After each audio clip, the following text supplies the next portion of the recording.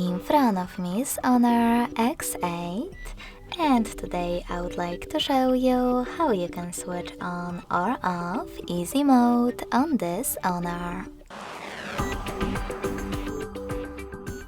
Firstly, just open settings and scroll all the way down.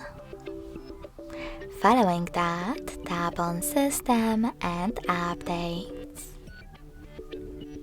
Now you need to pick Simple Mode and tap on Enable at the bottom.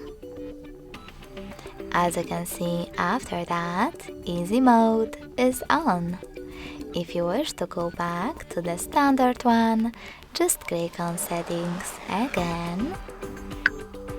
But this time select Exit Simple Mode at the bottom.